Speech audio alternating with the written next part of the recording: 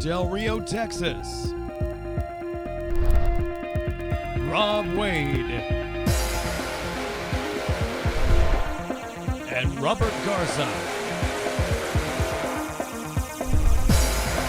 Two guys who dive.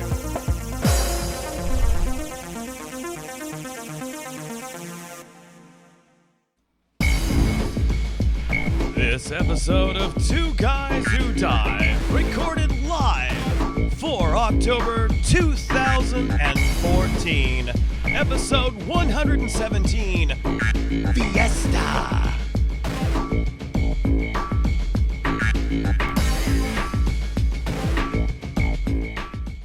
Welcome once again, fans. It's time for another exciting episode of Two Guys Who Dive, and I am your venerable host, Rob Wade, and I'm joined by Robert Flamingo. So, how's it been going, man? Good. Missed you last week. Yep. How did mommy night go? You know, she really enjoyed the time out with her colleagues. She had fun. Cool. She had good. I was able to finally catch up on some movies. And might as well jump into the review there. How many did you go see? I went to go see on the same day, too. Oh my gosh. Yeah, kind of like one right back to back. So it was pretty good. Yeah, it was good. Okay, so what'd you go see? Okay, the first one I went to go see was Box Trolls. Okay. I took my little boy to see that one. And then later on, I went to go see the Maze Runner. Okay. So first one's first, the one for the kiddos. Okay, the box show was actually pretty good. It good for kids. It was really good. It was kind of funny. My little boy was laughing a lot. What about Daddy? I found it entertaining, but the cartoonish and stuff like that. It was they kind of, to me, it reminded me of Flushed Away. Flushed Away. Yeah, the cartoons weren't cartoons; they were more like clay animation. Gotcha. And they were manipulating, so they did a lot of work with that. That thing must have taken forever to make. So that's interesting that they went that route with it. Yeah, and then it was in 3D. So they did. Well, it's really even tougher to do the clay in 3D. Correct. Yeah, I know, right? So, but it was good. It was good. I didn't like the way it ended, because it just was there death and destruction or sadness, depression? Well, one guy one guy died, which was the main villain. Well, that's okay. Yeah, it was okay, but then he for a kids show, he passed away, and then the movie just ends. It doesn't go on. Really? Yeah, it was kind of weird. So it wasn't like a quasi setup for a sequel? Oh, no. Okay. I mean, it's probably possible. I mean, because these things are little monsters that live in the sewers. But, yeah, it was weird. It just kind of like he got killed and...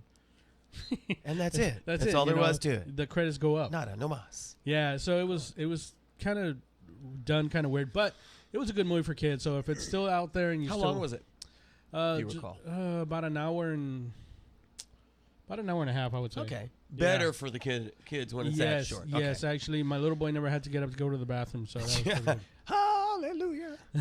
So, Maze Runner. Maze Runner actually was really good because I wanted to go see The Equalizer. Uh-huh. Okay. I went to the movies, and check this out. This really just got me so... peed. Yeah, livid. They told me to go into this theater, and I had been sitting in there for at least 20-25 minutes. And you got there that early? Well, I got there really early, but what was weird was they sent me into the theater, right? So I was sitting there about 20 minutes, and people were coming in, and there were people asking, what movie is this? And I go, it's The Equalizer. And they were like, oh, okay, we're in the right one.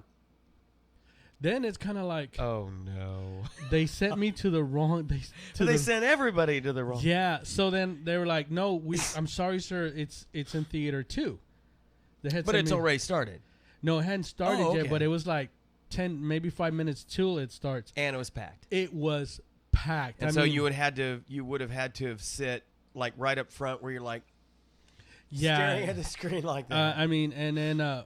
My son Brandon would have had to sit like somewhere far away from me because they were scattered. Oh yeah. So I said, you know what? I told him, let's go see the Maze Runner. He was like, great. That's the one he wanted to go see, but I didn't want to see it. Yeah. Even after my glowing recommendation, you didn't want to go see it. Yes, because I was set on seeing The Equalizer. Oh. So then Brandon got his way. And then we ended up going, and it was an awesome movie. It was good. Yeah, I really wasn't anticipating that. Kind of a slow start. Yeah, because, it just shows the guy coming up from the ground, and he meets all the kids, and, of course, he's got the amnesia. Yeah. And it is kind of weird. But, yeah, actually, and they've already started the sequel to it. I told you it was perfectly set up. It was set up in the same kind of way that like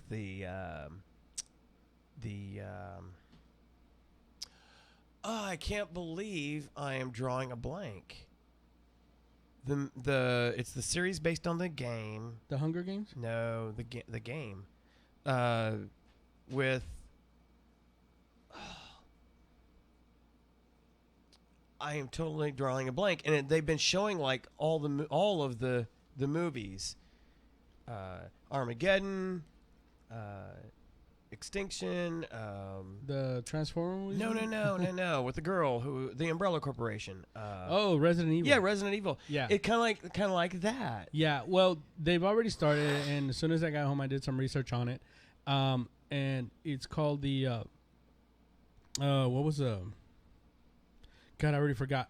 But it takes place right after they get out of the maze, where they're going into the city, and that's what it's called. Something Trials. I can't remember. But anyway, everybody has already signed on except for the main guy, the one that's. Yeah, the girl. She signed on. Yeah, everybody has signed on except for the. Why? What's he holding out for? Money? I have no idea. Who is coaching this kid? It's just not confirmed yet that he's signed on, but everybody else has. It's just ridiculous. But yes, it was actually a very good movie. It was very entertaining. I was like stuck to the seat. It was good. It was good. It was really good. I wasn't anticipating it being that good, and I was telling Brandon, I was like, man, that was a good movie. It really was. So an accident of happenstance turned out in your favor. That's actually cool. Did. Cool. I have heard though that The Equalizer is a good movie, so I'm gonna have. I have two, but of course it's a violent movie, so it's one of those things you definitely don't want to bring the kiddos to. But. Yeah, so I'm gonna have to go check that out. It sounds to me like that movie is in the kind of the Taken genre. Yeah. Yeah. I see him. I hear there's a third one. The Taken. It's there's already a preview. The E is like turned around like a 3.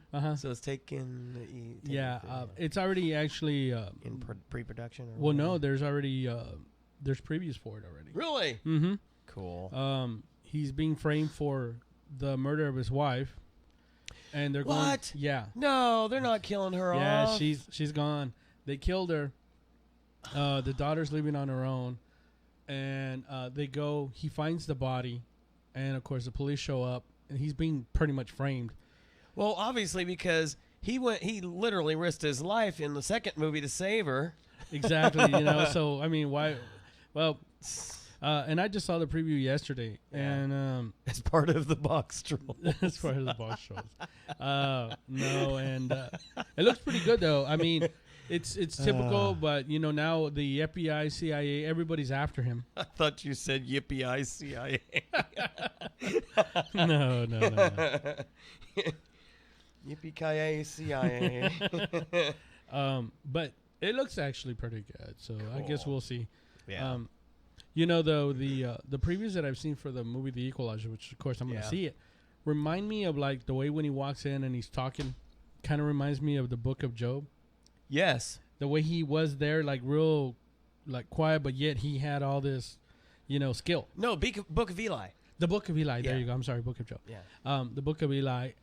He just had mad skills in that movie. Yeah. And he was deadly with that knife, and that was another surprise movie for me because I had seen it. I thought, then I actually caught it on HBO, and that was the first time I saw it. Yeah. And I was like. That was an awesome movie. Nice twist. Yeah, very nice twist. a movie that opened everywhere else. Well, actually, a couple of movies that have opened everywhere else but here. Still no hint of the third in the Atlas Shrugged trilogy. So that may be end up being one of those that's available through pay-per-view afterward. I've got the first two. Anxious to see the third one. And another one that was getting a lot of attention but did not open here yet, the remake of Left Behind with Nicolas Cage. Yeah. Looks very good. And I was really looking forward to that, but everything else is playing here. Stuff I was like, why are they playing this instead of Left Behind? So no movie watching for us this weekend. Not that I would have any time, which I'll be talking a little bit about. A little bit of tech news. Anybody who follows me on Twitter knows that I've been all of flutter about how much I hate the technical preview for the Enterprise of Windows 10. Yes, ladies and gentlemen, Windows 10. Our folks at Microsoft decided to totally skip 9. Part of it was, it turns out, interestingly enough, was legacy code. Because it was going to mess things up with the system because there's still remnants of Windows 95. So if they called it Windows 9, there were some issues that were going to really screw the pooch, as they say, because it would get confused between Windows 95 legacy stuff and Windows 9 new stuff. That is the hazard of backward compatibility. So why not just rewrite the entire code? Are you kidding? Microsoft has made the reason why, one of the reasons why Microsoft has succeeded even to this day of holding such a large market share in the PC realm has been because they, for the most part, are able to reach back a few generations and run stuff that's ancient. Yeah. I actually, just for the heck of it, because it was free, and I've long since deleted the floppy disks, for Wing Commander 3. It was available free from Origin, because I've got the Titanfall. And I thought, you know what, I haven't played that in forever. And so I decided it was one, it ran actually in DOS. And I downloaded and installed it, and it ran in basically a DOS mode on my Windows 8 machine. Wow. Ran fine. But that's because they're able to reach back and grab stuff that ran back on Windows 95. So they had to name it 10 so that any of the new code would actually work properly. Because there was never a Windows 1000 or Windows. Yeah. There was a Windows 1, but it wasn't called Windows 1. It was just called Windows. Windows. Actually, because you're right, because it went from Windows 98, it jumped over to Windows 2000. Yeah. So, Yep. Yeah. So they're going with Windows 10. Which was the reboot for Windows NT. Yes, absolutely. Had a lot of the NT kernel stuff. And I remember when Windows NT was still out, I was working at Dell. And a lot of the manufacturing machines that we used to use there were running Windows NT. And then that was the first time that I saw Windows 2000. One of the floor techs actually had it on his laptop. Yeah. And that was when laptops were big and clunky, guys. Oh, yeah. Those they really were a laptop. Yeah, that thing was huge. And that's when laptops had, 5 gig hard drives. Right. Right. 32 megs of RAM, which was a lot. Yeah. I mean, we're talking a long time ago. Anyway, that was the first time I saw Windows 2000. Wow. So anyway, they had to name it 10. And I basically hate it because, well, of course, it is sort of almost barely out of alpha. So there's a lot of stuff that doesn't work. And they advertise it as being focused on for the enterprise, for the folks that are still holding on to either XP or Windows 7 and have refused to use Windows 8. And it's trying to convince them to update to this new OS, which is really the old OS with some of the new stuff puked on it. So what they did was they focused mostly on, well, they focused totally on the desktop. Yeah. That's what they did. They focused totally on the desktop, which is what I'm trying to get away from. I default use Metro apps for everything on as far as my regular stuff. So I don't use out, and I was a big Outlook fan. I used Outlook. I know the ins and outs of Outlook, web and OWA as well as the desktop. But once they got the mail app really, really sweet, I don't touch Outlook at all. I have to use it at work, and we're already loading Windows 8 standard desktop configuration at the base. And unfortunately, they've disabled the ability of most of the Metro apps to do anything. So can't use the mail app to interface with the Outlook or the servers, the Exchange servers. Can't use the calendar app to interface with them. I'm like, come on. So then what was the point of even upgrading to Windows 8? I don't understand. I think mostly because of the behind-the-scenes security stuff. I think that was the big reason. So, and I've never attributed the Air Force with doing much in the tech world very, very smartly. The Army actually does a much better job. Much, much better job. They're more on the cutting edge. Air Force is always timidly scared behind because they're so afraid of their own shadow. So, and I say that as somebody who is an Air Force veteran and somebody who works for the Air Force. I'm just telling you. I tell the truth. And when it comes to Microsoft products, I definitely am a fan, but I have no problem calling them out when I think they're just being boneheaded and stupid. And Windows 10, in my opinion, is boneheaded and stupid. It just focuses all on the desktop. It takes the live tiles and basically just pukes it onto the start menu, because all those whiners out there, you people who are like, I gotta have my little start button and pop up a menu that I have to dig for miles and miles just to start something, when all you had to do is flip over to the start menu or start screen and have it either live tile and pinned so you actually see useful information, or you could just simply start typing right there. You don't have to click on anything, just start typing what you want to run or what you want to find, and it's there. It's so easy. And of course, if you've got touchscreens, it's even easier. The big thing was there were a lot of those whiners saying, I have a hard time using it with a keyboard and mouse. I'm like, I had it on every machine here long before I got the Surface Pro 3. So none of our devices here are touch.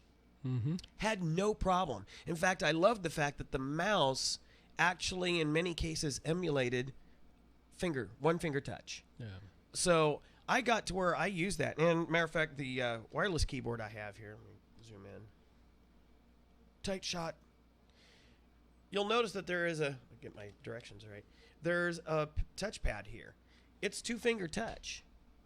So with Windows 98, which is pretty cool, with Windows 98, with Windows 8, you can do the pinch and zoom and drag and everything from there. So if you have a keyboard with those features, you already kind of have at least some of the touch capability right from your keyboard. Oh, there go the dogs.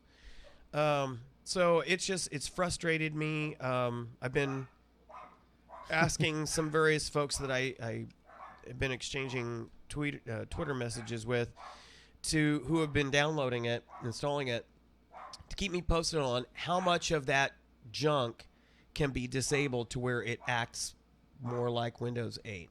If I can configure it to act the same across all devices, I might consider upgrading. The draw for me is when they introduce Cortana into it, because it's going to be in Windows 10. But the big thing they bragged about is that it adapts to the device you have. So if you've got a desktop, the touch stuff just isn't there. Oh, wow. Yeah. If you've got a tablet or touchscreen, the touch is there. If you've got a hybrid, it does this continuum mode. I'm like, oh, you've got to be kidding me. Which is ugly as sin. It's like, okay, that is like speaking Tex-Mex. In the technical terms, that's what it is. It bastardized two different UIs at the same time. Yep. So I'm just really not happy with it. When you start a Metro app, it runs on the desktop. Well, the one thing that I was really shocked with, you know how you had sent Aside me the fact that I hated it so badly. Yeah, and you know what? I was kind because I didn't rub it in your face. But when I was like, "What about that Windows 10?" You're like, you were pretty. said it sucks. Yeah, you said it sucks. But it was funny when you go, "Well, how is it?" And you say, "Well, check out this guy's video on YouTube." I actually went to go see it, which was the first. Yeah. Because I hadn't seen it. You didn't follow the. Yeah, I really don't care much about Windows, but when I did see the video on YouTube, I don't even know. My first question was, why even introduce it if it's like not even? It's not even not complete. It's not even complete. The guy's that guy, his demonstration was, well, this is so that you can see it and you can tell us what you want. We want your feedback. Oh, yeah, they're definitely relying on big-time feedback on this. Yeah, in other words, they're pretty much leaving it to you out there to decide if, what you want and how's it going to work and things like that. But to me, it was like, what was the point of even creating something if you don't even have an idea where you want it to go? Right. But it's not even complete, Yeah. See, I don't want it to adapt to my devices. I want consistency across devices. I want it to operate exactly the same way with all the options that I want, regardless of whether I'm at the main machine here, on my Surface Pro, on my laptop, or eventually if you saw the little pictures, they've got it all the way to Xbox One. Yeah. I want it to be the same experience. I want to know that when I click on a Metro app, it's going to run default immersive mode. I don't want to run stuff on the desktop. Matter of fact, if they ever make XSplit a Metro app, they probably never will, but if they ever do, I'll be elated because it'd be great to just have it snapped here and then have other stuff on here rather than having to. I'd bring up instead of having to run my second screen running a desktop version of IE, I'd be running the Metro version of IE, and I would just love it.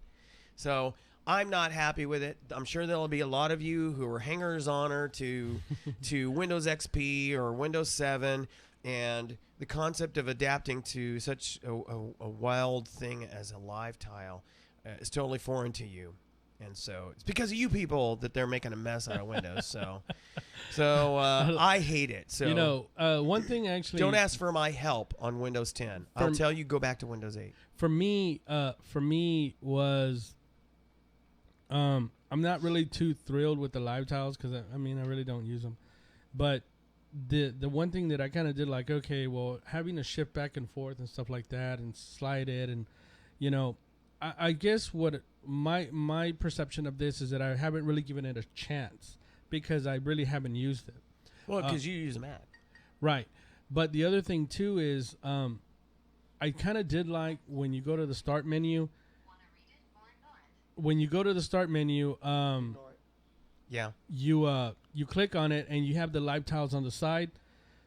To me, I thought, well, that looks pretty okay. I guess that's their alternative to people who don't like the live tiles. And if they're gonna do it and still incorporate live tiles, I thought that was okay, pretty good, in my opinion. But yeah. So anyway, I like Kenneth's post to you though. It's time, Robert. When he sent you that picture of Steve Jobs. Yeah. That's pretty cool. Well, he's one of my Tops and Blue buddies. He was on the stateside cast when we were on the overseas cast, and then we did the Bob Hope show and Lee Greenwood show with him. So talk about a talented guitarist. I mean, we agree politically for the most part. We agree, of course, on music and stuff like that. But when it comes to he's kind of like you. He likes the Apple stuff and he hates Microsoft. But it's weird because he'll pop out all of a sudden, out of the blue, and just post something. And it's just funny. Well, because he likes to I don't know him, but sometimes he makes perfect sense. But yeah, it's cool. It's an ongoing thing with me and Rob. Oh, we got an update. Yeah, well, yeah. Tara is at the Miss Del Rio USA pageant. She's sending pictures, and so she's kind of toying with her settings. She's not used to actually using a camera in a professional mode where you're adjusting for exposure and all that fun stuff. So I'm just giving her some OJT.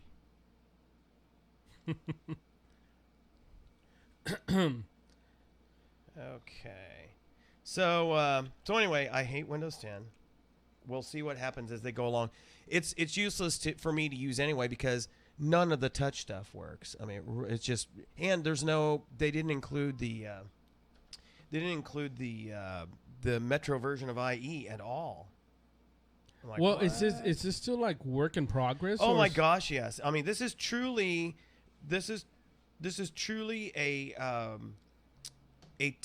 technical preview for the enterprise. So it does focus on the desktop stuff because they're trying to say, we're sorry, we want you back. That's what they're doing basically.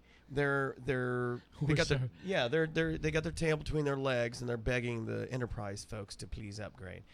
And we'll listen to you this time. That's what they're doing. So it's definitely rough, and then so they're expecting the actual final version not be until like April of next year. And rumors are they'll probably reveal the Windows 10 for the phone at the Mobile World Congress. Because obviously, people are like, why are you going to wait so long? I'm like, they're barely into the desktop, tablet / laptop / non-phone version right now. If this really is the threshold, if this really is where Windows 10 is going to be the defining moment where they stop calling it Windows Phone, it's going to be Windows on the phone, and it becomes a more universal operating system that just simply adapts to the device that you're on. They have to make sure that all the pieces are good working here before they try to. It needs mature enough to actually be on the phone. Yeah. Because it's unstable. Matter of fact, there's a lot of CPUs it just won't run on right now. Well, a lot of people have been complaining, well, it won't run on my PC. Matter of fact, one of the guys at work, he tried it on a laptop that was 2 years old and a PC that was 4. The PC he custom built. Oh, so, okay. But he says it's got an i3. And it doesn't run? And it doesn't run. It says this is incompatible with your CPU. So major issues. Yeah. So and Microsoft did warn that. So anyway, moving on. So the title of the episode this week was Fiesta, because this is Fiesta de Amistad week, which kicks off tonight with the Miss Del Rio USA pageant. We kind of touched on that a little bit earlier. That is, Miss Del Rio actually do both pageants at once. So we have the Miss Del Rio USA, then the Miss Del Rio, and also the Miss Del Rio Teen USA. Those are all both going simultaneously. And and so we have that event tonight. The new Miss Del Rio and Miss Del Rio Teen will be crowned. And then the whole week of various activities and celebrations and shindigs everywhere, and then culminates next weekend with the big parade. That's right. And are you going to be working the parade? Negative. Good for you. Negative. Be the parade, and also the big arts and crafts show fair that they have at Greenwood Park, and the Del Rio the Friends of Del Rio Animals always has on the Sunday afternoon. They have their big Halloween dog costume competition. Oh wow! Which is usually pretty good. I took some pictures not last year, but year before last, and there were some really inventive ones. They had this one dog decked out like he was a pilot of a plane, and they actually made a plane around him and he would just walk around. It was awesome. I'm like, that poor dog's like, what are you doing to me? But it looked great. Had the little goggles on and everything. I was like, okay, you got definitely A for originality there. And so Tara, our producer, my wife, is at the event. Where one of the girls that's on our praise team is actually in the competition for Miss Del Rio USA, Courtney Jones. Mm-hmm. Contestants, matter of fact, I'm going to bring up our list of contestants here. Switch to screen region. So we have Rebecca Garcia in the Miss Del Rio USA category. One of my ex-students. Oh, really? Mm-hmm. So what do you know? What can you share about her? Sharp. Yeah, actually, really sharp. Her father is he works there on base. He's air traffic controller. Oh, okay. Mm-hmm. Well, so interestingly, so is Courtney's. Oh, really? Well, yeah. then, they work together. Yeah. So that's Courtney. Yep. I know Courtney, too. Yep. Courtney Jones. Of course, we're rooting for her. And then we also have Amanda Castro. I think that's the only three in the... Maybe there's four. Nope, one more. Brianna Arredondo. Those are the four contestants in the Miss Del Rio USA pageant. So that's the 20-somethings competing. Now, in the Miss Del Rio Teen USA, there's always more in that category. Every year, there's always more. I guess they're more interested in the selfies, so this is their opportunity to legitimize all the picture taking. So we have Ivana English, and then we also have Cassandra Flores, Carla Howard, Sheann Geis. Now, it was interesting when I saw her come up. I asked Tara, I said, is that the daughter of Pamela Geis, who was the daughter of one of the base secretaries that Tara worked with when we were both active duty here. Oh, wow. So we knew Sheann's mother when she was Sheann's age. Wow. I'm like, oh my gosh. I said, doesn't she look like Morgan Brittany? Yeah. Matter of fact, I should find a picture of Morgan Brittany. No, look. But you'd be amazed. I'll show it to you afterward. You'd be amazed. I think she really looks a lot like Morgan Brittany. And then we have Denise. I don't know if it's Baron or Baron. Baron. Yeah, if it's Baron. Spanish, it'd be Baron. Baron. If it's not Baron. Spanish, it's Rodriguez. Pedro Pedro Rodriguez. I hate that Vasquez. Man, I want to smack Vasquez. people when they say that. Vasquez. Come on, man. At least learn how to pronounce their names. Ask them if you don't know. And then that's the... I guess she's the reigning. Yeah, she's the reigning... Who's that? I think she's the reigning from Texas. I don't know. Anyway, so those are the contestants tonight. Now, Tara has been shooting some pictures to me of what's been going on, so I figured I would show some of those. Oh, already? Okay. All right.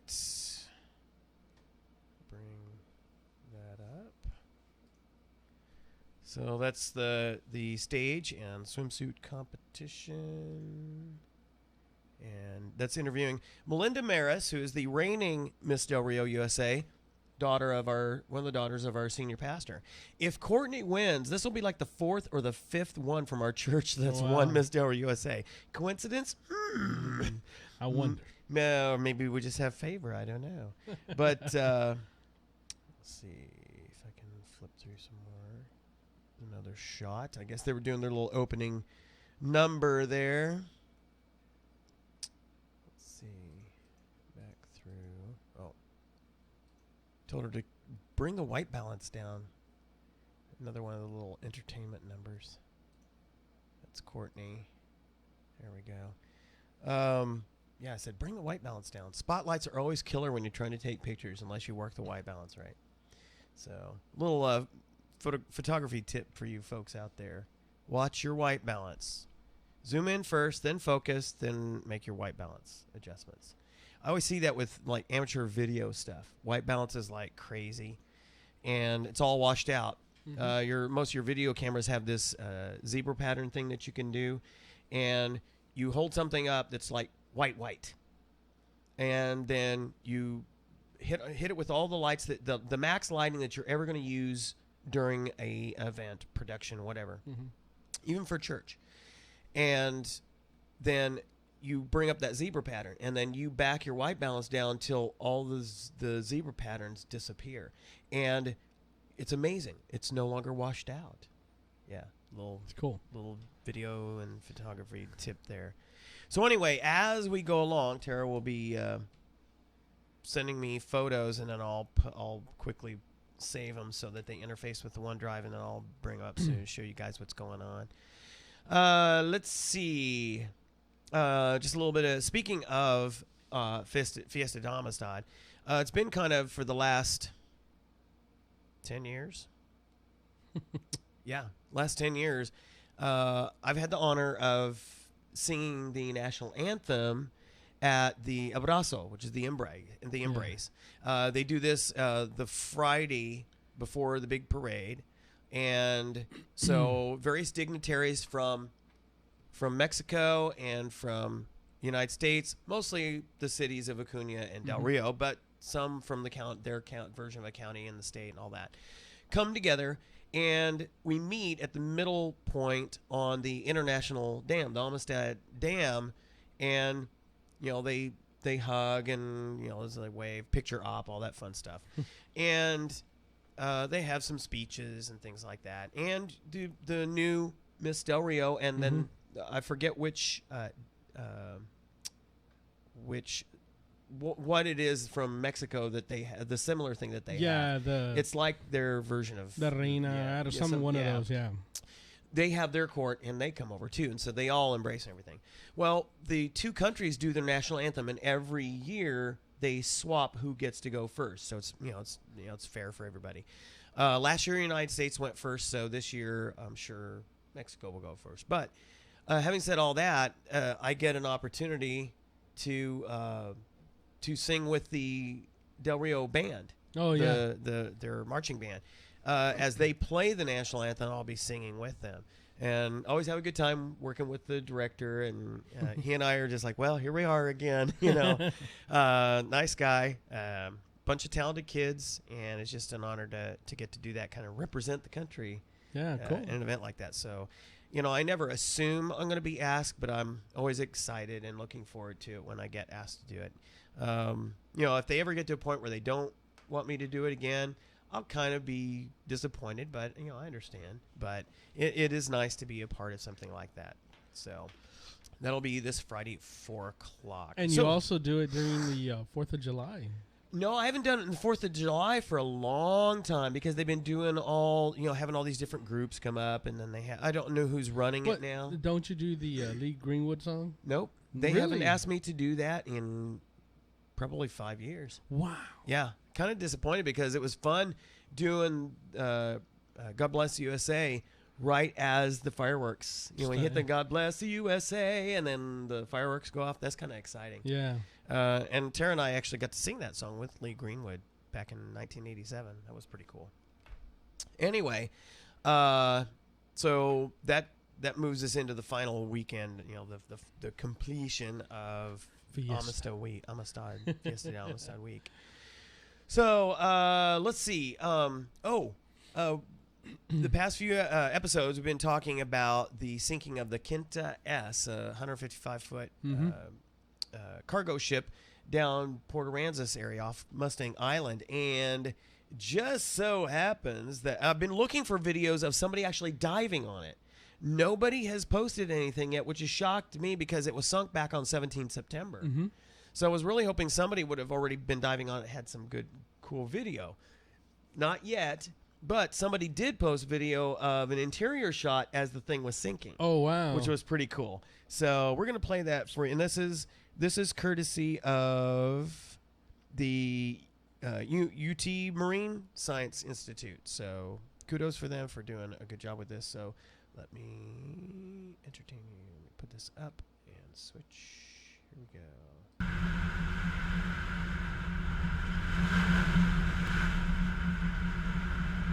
If you look out the window, you'll see some of the watcher boats or safety boats.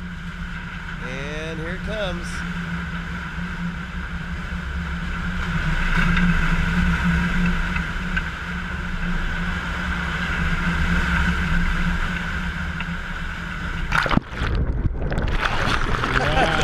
intense. Light out. There we go. I see some light.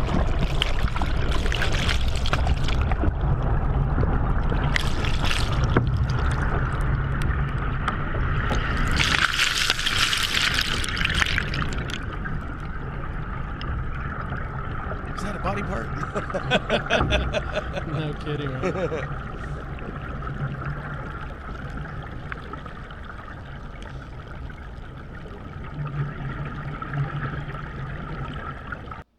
That was pretty cool. That was pretty cool. I'm going to keep looking every couple of days to see if somebody is going to post. When Tara and I did, when we did the dive on the Vandenberg, which was used in the movie Virus with Jamie Lee Curtis, they didn't allow anybody to, other than the safety divers and the technical folks who actually sunk it, they didn't let anybody dive on it for a little over a week. But then once they determined everything was safe, and they actually took video of those dives. Oh, really? So you could see what was going on. And we actually timed our vacation to be a month after the sinking. So we dove on it, was still pretty clean. I mean, there were a lot of fish, but there wasn't really any coral growth yet. Wow. So you didn't have this big fear about touching anything. But it was a pretty strong current there too. But that was an awesome dive. That was just incredible. Cool. So looking forward to that. As a matter of fact, one of the girls I did her refresher course, Nicole Wancho, she is with her kids down at South Padre, and I was like, you didn't plan a dive on it out there? I'm like, come on, you go all the way down there and don't do a dive? Disappointed. Yeah, disappointed. So that's so we'll keep you updated on the Kinta S. That's a dive I would definitely like to make. So all right, so Lake Amistad, went out there last weekend and dove, and this weekend and dove today, as a matter of fact, and the lake is coming up big time. As a matter of fact, I've got I've got a couple of pictures to show you. All right, this is right there at the Spur 454, where we normally enter the water. There's the cliff area. You see the car is up above. It's the cliff area where if you go around that corner, you know, it's a pretty nice drop, as you can see, and you know, lots of kids dive off of there, and it's safe because it actually is sheer or cuts under. Nothing actually extends out. Oh, okay. It's very deep there. As a matter of fact, during most of this year, you could hit bottom at the wall at about 76 feet. Wow. On this picture, where I took this picture, September 28th, the lake was up high enough where I hit bottom at 86 feet. Wow, it's gone up a lot. And more so this weekend, because here's now what it looks like.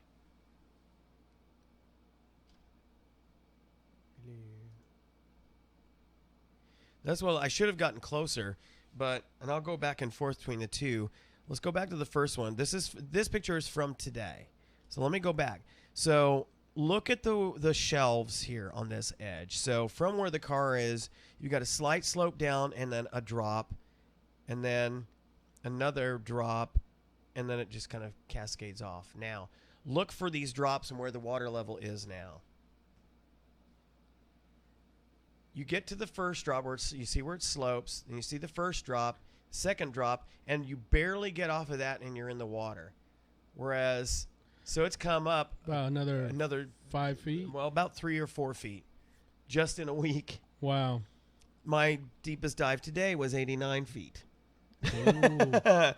So it's getting there. Yep, it is getting there. But the thing is, as you're driving out here, there's a low part in the road just before you come up the ridge to where the cliff areas are here. The water, if the water comes up another 3 feet, they probably will have to close Spur 454. Oh, wow. Yeah. So this will kill my diving around here. Of course, that may mean that Scuba Cove is more accessible now, because right now it's a disaster. But might even be worth going and paying a visit, see what it looks like. Yeah, exactly. So that's what it looks like. So I promised last week. I didn't have time to actually prep it, but I promised last week I would show some video of the dive so you can get an idea what the visibility was actually better this week. It looks great when you're standing on the surface. When you're standing right at the shore, the visibility looks awesome. Well, I was going to tell you, the water looks really blue. Usually it's kind of got like a green haze to it. Yeah, well, it's definitely still green, but the visibility was a little bit better. It was maybe 8 feet in this video. It's opened up to about 10 feet. Oh, maybe a little bit higher than that, because I did a couple of points where, not with the camera because it wouldn't have been able to see it as well as the human eye, but where I basically started swimming back away from the wall, working towards a couple of body lengths. Of course, I'm 5'7", so so I was 10, maybe 12 feet. So it was getting a little bit better, but it's basically the higher the higher levels in the water column that are the better visibility. It's still pushing all the silt, collecting it down there. So let me bring up the video here.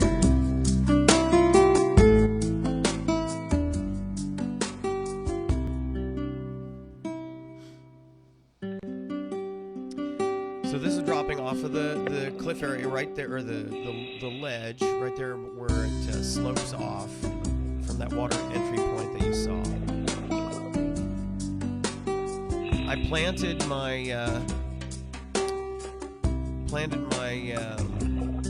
dive flag, the mooring for it at 31 feet. So you can see it's definitely green. It's not easy being green. So I had the light on.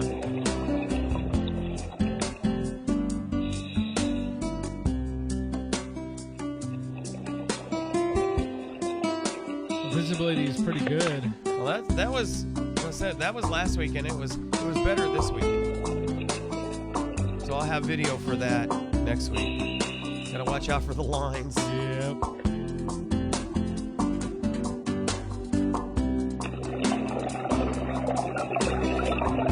Visibility is always better looking upward, by the way, than horizontally. 57 feet there. This is before the shelf. There was a whole school lunch. This is pretty cool. I was like, oh, hello. Here comes some more. See all the particulates.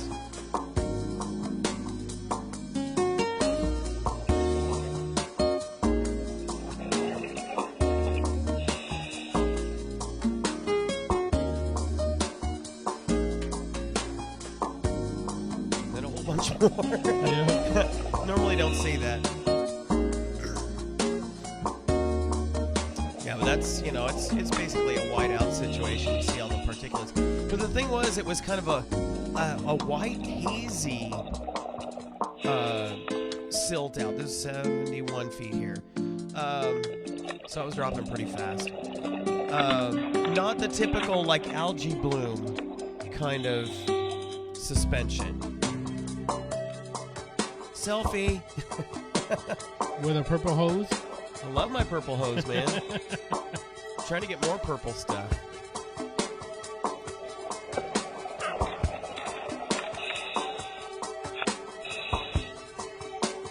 This fish was just sitting there like, what are you doing staring at the cup? See, look how no motion hardly at all in the water, and all these particulates just kind of hanging there. Mm-hmm. Now, see, this is why it's important to have good buoyancy control so you don't kick up a bunch of stuff. And even the best divers are going to kick up some. And there's a couple of points here where you see where I was kind of backing up, and I stirred up more than I really should have. But it's knowing where your fins are, getting used to the fins, the type of fins that you're wearing. Because the way you paddle is going to be different with different kinds of fins. Now, neat thing about this wall is there's a number of areas where just big, huge boulders or sections of the wall have collapsed down and kind of made like quasi caves.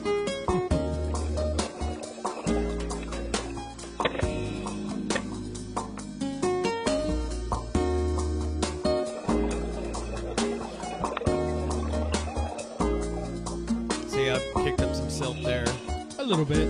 Well, see, let that be a lesson to you. How easy it is, and I was barely moving, but how easy it is if you try to penetrate like a ship or a cave and you're not properly trained on how to swim through it, how to set lines and all that other stuff. You can get yourself in a lot of trouble pretty quick, and before you know it, your air's gone.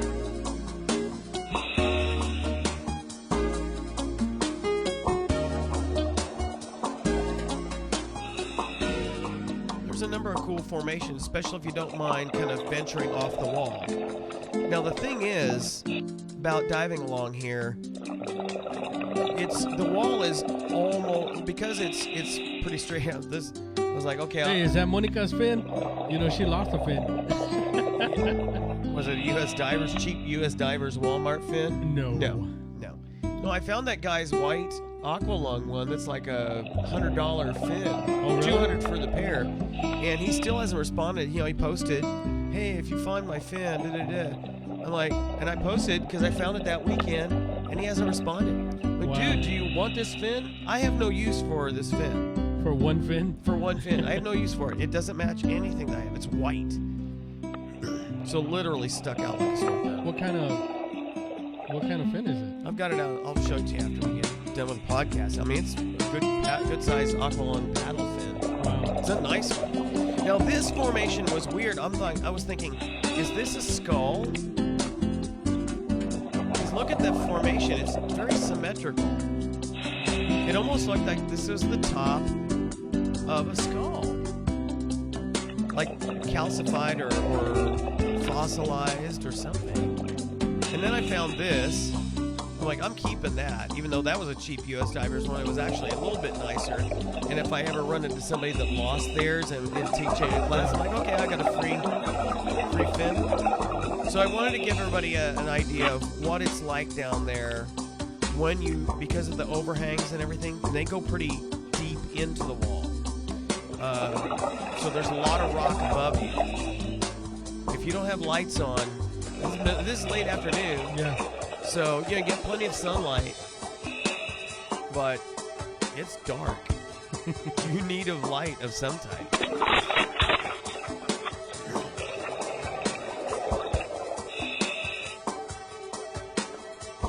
So I turned the light back on. And I was like right at one of these little cavelet things. I was thinking maybe I'll see a catfish in there. Because they like to hide in these little mini caves.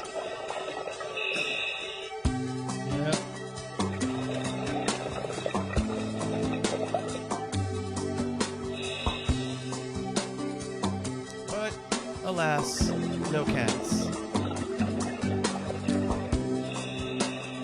Now, on the video that I had from today, I had 2 close encounters with a pretty good-sized cat. Wow. I'm looking. I ventured off the wall. Was just looking for treasure and looking at different stuff. And I pulled the camera up, and I was underneath him, and he was like just over my head. And he was just coming right at me. I guess the light actually did not scare him, but I got great video of him kind of swimming at me and then around me, and then he kind of took off. And then I was starting to work my way back to the wall, and I pulled the camera up again, and either it was the same one or another one. But another one, just like right there. It's like he even got so close that he was too close for the light to hit him, where I had the light aimed. So I'm anxious to. I haven't even seen the video yet. I just.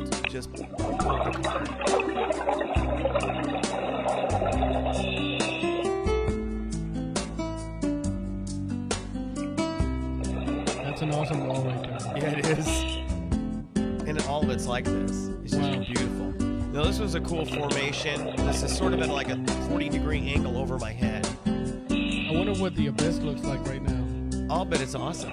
I'll bet it's really awesome. Yeah. I so badly want to go back out to Castle Canyon.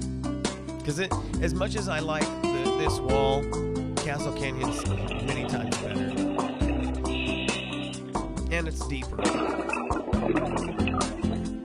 Now this is one of the sections I'm moving my way back, where it's literally a 90-degree flat top over my head. This is what freaked out a friend of Tara's, or actually the daughter of one of the girls that Tara used to work with. She was a diver. She'd never been diving here.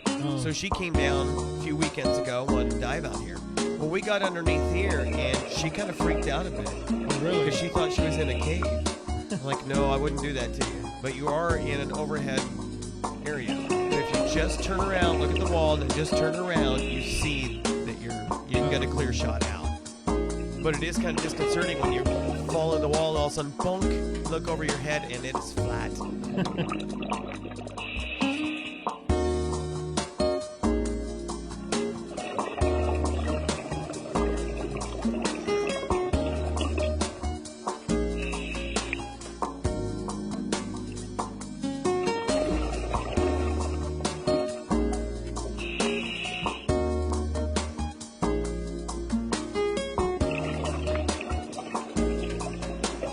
Turn the light off.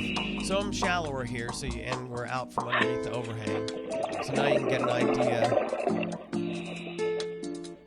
what it looks like when you actually have some visible light.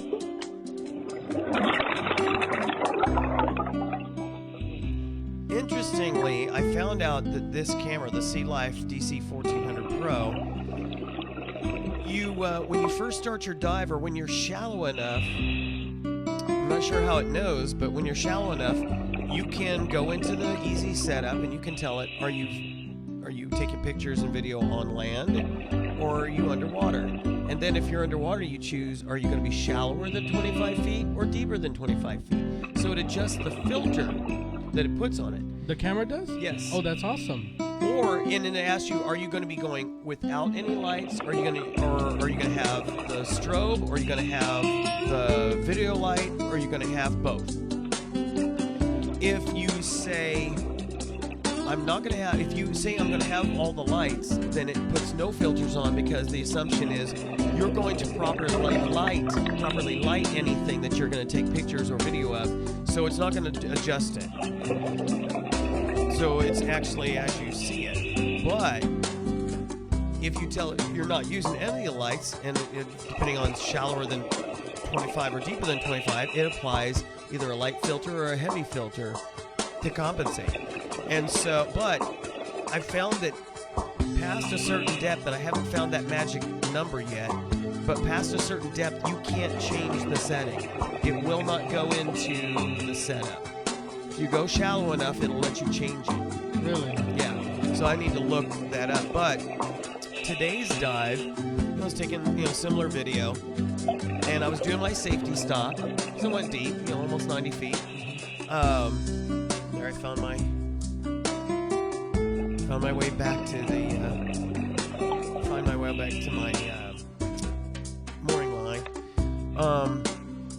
So I'm waiting at my safety stop, and I thought, you know what, I'm going to see if I can go into the setup. And I did, and I switched it to without any lights, 25 feet or shallow. And it actually took some pretty decent pictures and video with just the filters, no extra light.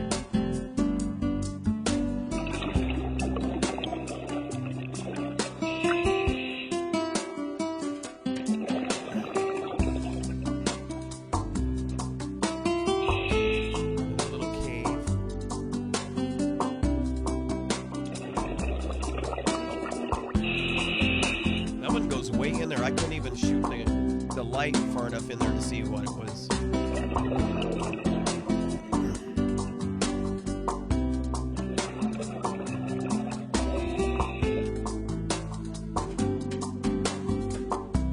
Then you just see a Morio come out and grab you like the deep. Shocker. Color me surprised.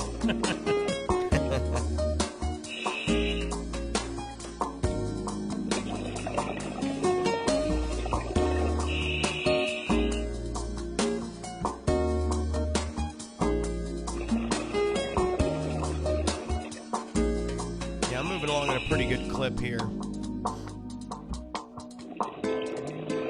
I looked down and saw what time it was on my watch. I'm like, well, I need to get up if I'm going to have enough time to air up my tanks and get back to the house.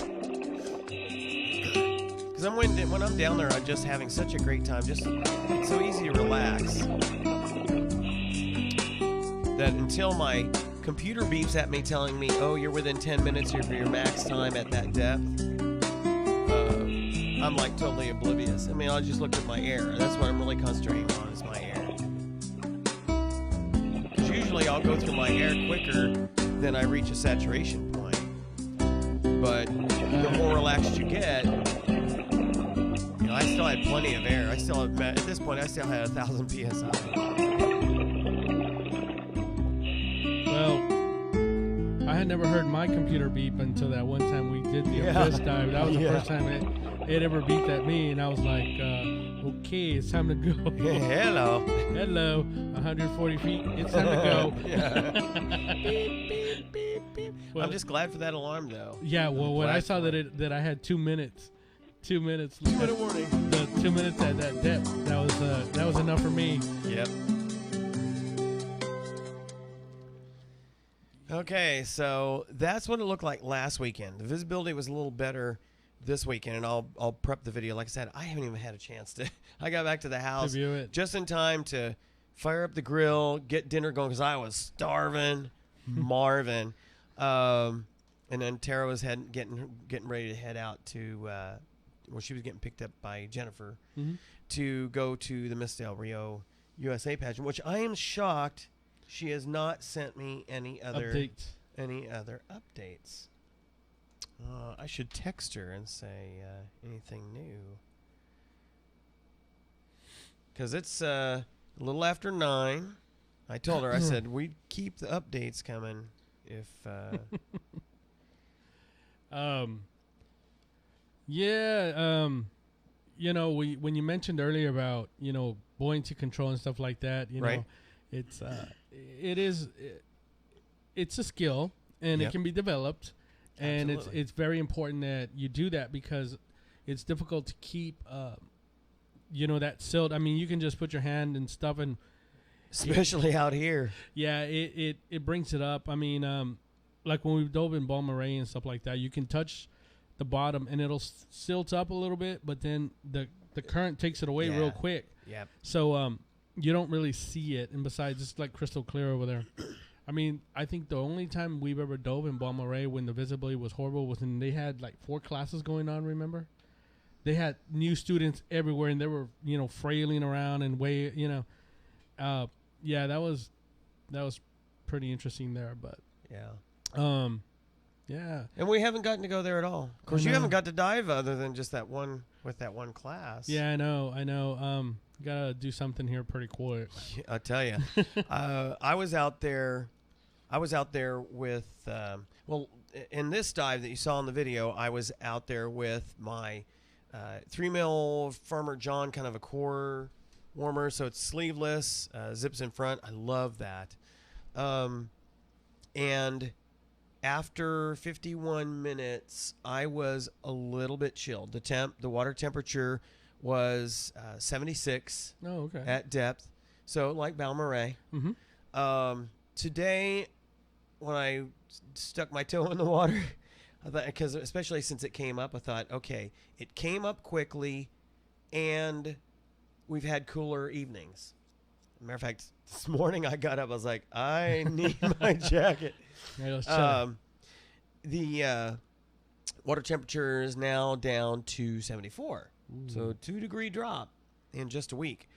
And I went ahead and wore my Camaro regular 3 mil shorty. So at least had the sleeves. I was a little more comfortable, but I tell you, I'm now this close. Breaking out the 5. To breaking the 5 mil full back out. Now, let me tell you, I absolutely was shivering when I stepped out, when I started to climb out of the water, because we had a pretty good breeze today, yeah. And the air temperature was only 77 when I was diving. It was so chilly. it was the matter of fact, for me, I definitely felt warmer in the water than when I got out, because you figure if the air temperature was only a couple of degrees warmer than the water, and then a breeze cools, gives you a wind chill factor, it was colder in the air than it was in the water. Well, it was like the time we dove the spring. Oh my gosh. I mean, that thing was like a sauna. Yeah, it was comparatively. I thought, okay, man, I'm going to be freezing getting in the water. This is crazy. Diving in, what was February, January? It was January. Wow. Diving in January, and then I didn't want to get out of the water. I was no kidding. Man, that was nice. Man, I was like, okay, I've got to get my gear. So I wasn't going to make a second trip. So when I was actually going down to the water, I'd bring my mask and fins and dive flag down there and set them down. Here's another picture. Oh, they're starting to announce. Let me save this. Yeah, I got to get my partner in crime back out into the water. Your partner in crime? Well, I got to get Monica back out into the water. Is she here? Yeah, she's here. I thought she was in San Antonio. No. I mean, I see she's been posting on the Facebook page. Yeah, no, she's here. She's still there with the school. I got to give her... She's with the school? Yeah, she works with the school district. I didn't know that. What's she doing? She works with the HR department, I think. She's doing something. No, yeah, she works with the HR department. So do a shout out to her. Monica, if you're watching, what's up?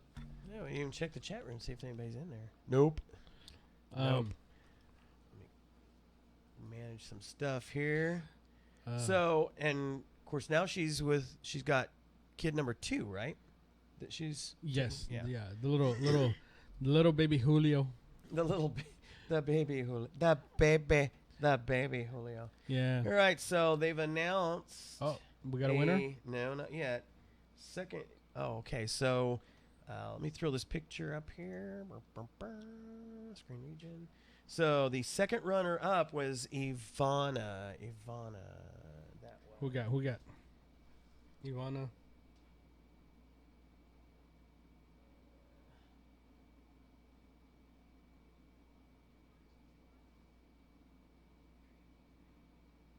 Looking. I thought I had it down.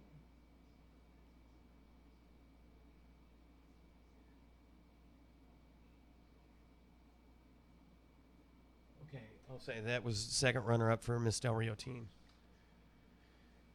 So that was Ivana. Did I already kill that picture?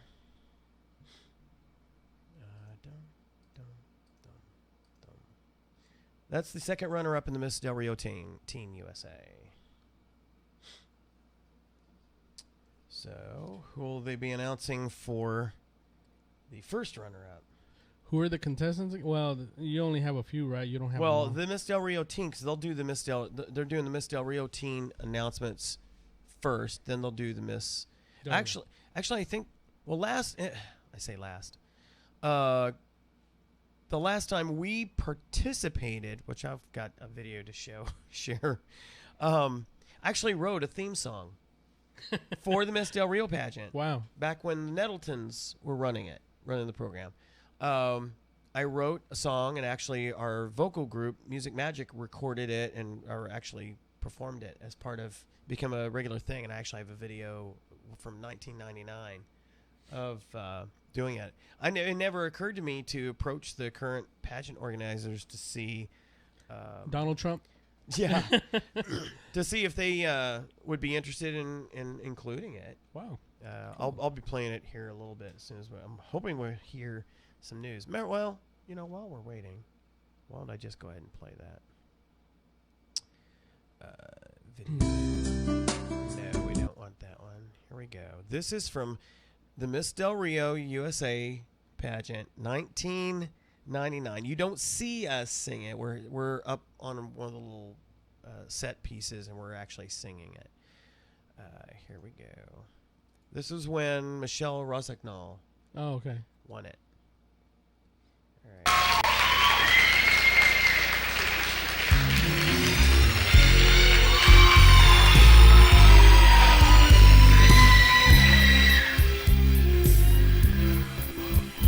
From the wishes of a dreamer, to make them breathe. As you lift your head and proudly claim the title that is yours. You're the flower of Del Rio. Let the light within you shine. Walk on, Miss Del Rio USA. As you go on your way, remember this moment. We will be by your side every step of the way. There's a road that you must follow, and the journey starts tonight. Walk on, Miss Del Rio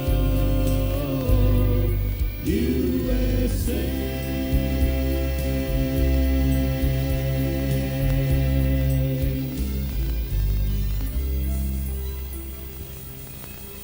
Well, thank you, ladies and gentlemen, for being with us tonight. On behalf of the new Miss Del Rio USA and the new Miss Del Rio Teen USA, along with Miss Texas Teen USA, Misty Giles, and Miss Texas USA, Carissa Blair, that's our show. Thank you and good night. Who was that guy? I can't remember. I have it on the actual full Yeah. deal where he introduces himself and everything. Well, that's But cool. yeah, I wrote that and everybody really liked it. But it just after the pageant fell apart for a number of years, and I never, when they finally fired it back up, I never thought to ask him, hey, do you want to Use the song. reuse the song? So I mean, guess what? All right. I got to do this. Let me make an adjustment here. Dun, dun, dun, dun. Where's my text? Well, don't say anything. I knew I knew it. Yes. All right. So.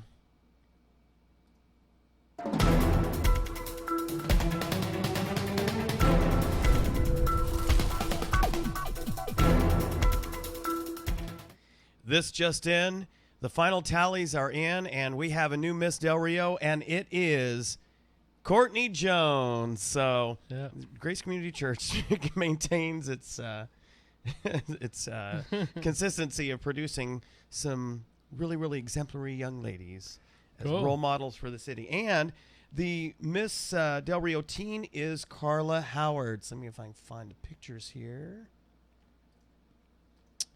So we have, where's Carla? There we go, Carla Howard.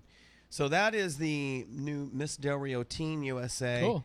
And then let me switch the screen region here. So Carla Howard is the Miss Del Rio Teen USA. Congratulations. I know the competition was tough. And then, of course, our very own Courtney Jones follows up. So 2 in a row for Grace Community Church. There Awesome. you go. So Cool. Courtney is the next Miss Del Rio. So she's got a busy week ahead of her. So they're getting ready to go partying big time out at The Jones. Blue. Actually, they're going to the Blue Oasis The Blue this evening. Oasis. So I'm sure Tara will be. I'm sure that Tara will be letting me know when they're ready to head out there. But of course, hopefully she's going to post a few pictures that we can share with everybody. You gonna join them? I might. I'm like, I wasn't there for the event. I just think it's kind of like crashing. But I cannot say that I'm surprised. Courtney is just a beautiful young lady, very talented. You know, it's probably a good thing they didn't have a talent portion for they haven't had talent portion in there for years, because she's got a wonderful voice. She's of course done theater, and of course she's an integral part of our praise and worship team. And she's, done the various competitions and stuff in school. Mm-hmm. So she'd probably wipe up the floor unless somebody had some really, really stunning talent that was better than her voice, which I can't see happening. But not really surprised. I would have been kind of surprised had she not won. The minute I knew, and this is true. I'm not gonna say anything, but the minute I had seen some of the pictures of some of the contestants, but the minute I saw her picture come out, I'm like, she's got it. Yeah. I knew it. Yeah. So she's going to be very, very, very pleased right now, and it's going to be kind of neat at church tomorrow because I'm remembering this a year ago when Melinda showed up and to church on Sunday morning, and she had won, and she wasn't really expecting at all. I mean, she'd worked hard, but Melinda was never as outgoing as Courtney. Yeah. And so when you go for something like that, I mean, Melinda's got such a sweet heart and a sweet personality. So I'm sure that, and she's as timid as she has always been as long as I've known her. When she speaks, she's articulate and confident in what she's going to say. She just doesn't jump into conversations a lot. So I thought, okay, she'll either really nail the questions, the interview bits, or she'll be very short. But she nailed it. Cool. And, of course, she's just a beautiful girl anyway. But Courtney is just super outgoing anyway. Yeah. I mean, she was Dorothy when the Upstagers did Wizard of Oz, and did a wonderful job with that. And she's done, plays at church and just very outgoing young lady, works hard. She works at the Blue Oasis, as a matter of fact. Yeah. So if you're out doing a lunch or dinner or something like that, and you see Courtney there, tip a lot. She works hard. She's one of the best workers they have, as a matter of fact. She sets the example. Yeah. I asked her, I said, send pics. She said, try and give me a minute. I'm sure it's because everybody's crowded there. Yeah. People thronging to congratulate her. So and Courtney and Melinda are good friends, so it's kind of neat seeing the baton passed. Cool. So that's going to be neat. That's going to be kind of exciting for me then next Friday, this coming Friday, because she'll be there, of course, representing Del Rio, and be kind of neat doing this twice in a row with one of our folks. That's pretty cool. Awesome. So speaking of food, and what I was thinking about earlier when I got home, I thought, as I was driving home from the lake, I just immediately was thinking how bad I missed the country market out there. Our old haunt. And I thought, you know what? I started thinking as I'm driving back and my stomach's growling fiercely.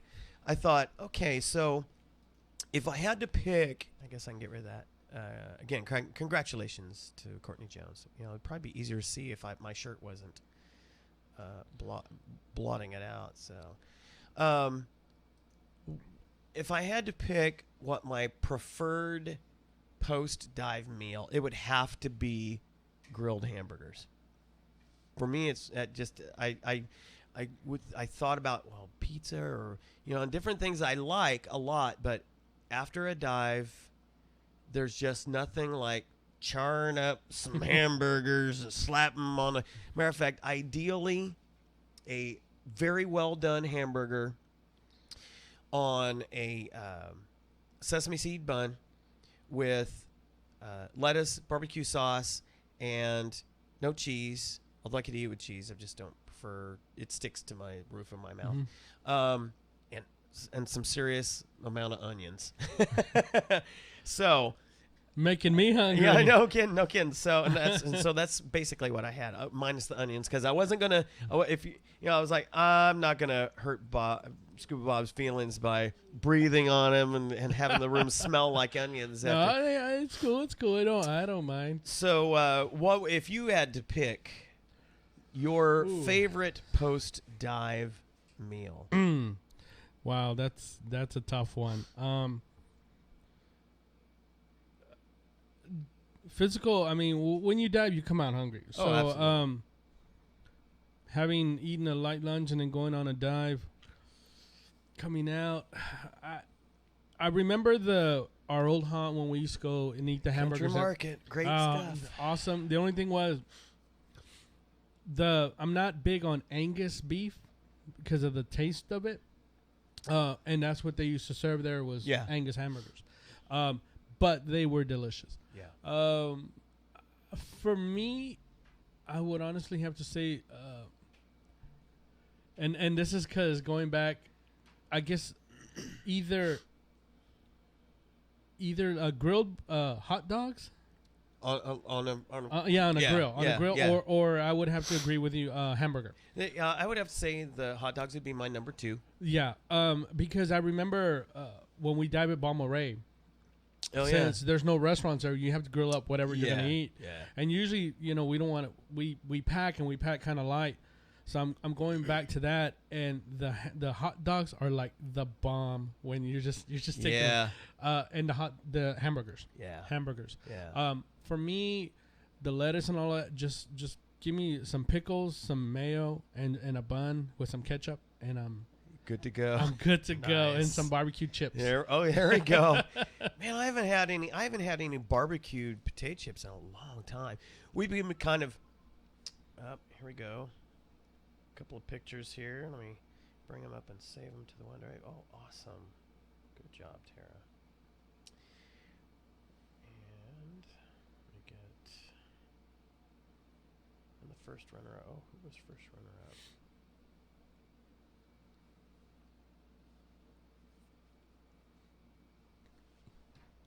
We'll be able to see in a second. All right. Update. Back to Outlook. No, here. Refresh.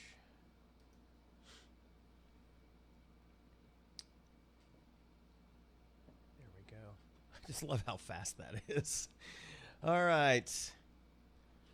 Here's one picture. I wonder if there's a way I can. There we go. Screen region. Oh, Rebecca made runner-up? Yep. Awesome. That's a great dress for Courtney, by the way. Oh, that's a great dress for Rebecca, too. Congratulations. And then here's another. Always getting the walk-away shot. Wow. Awesome job, Courtney. Fantastic. All right. So, cool. So I'll be, after we get done with the podcast, I'll be uploading the video, and then folks can see that too, if they like. Too bad they're not watching live. They'd be catching all this, because I know that they sold a lot of tickets for it. So it's typically standing room only. So there's a lot of folks that couldn't go, and they had special VIP seating for family and close friends. They weren't free, but they had a limited number of ones that were close to the stage. Well, that's good. Congratulations to Courtney, and to Rebecca, and to everybody who participated in the event. All those participants. All the participants. That's right. Some people think that it's no big deal. It takes a lot to go up there and perform and do all of that. So again, applaud everybody who participated and made this possible.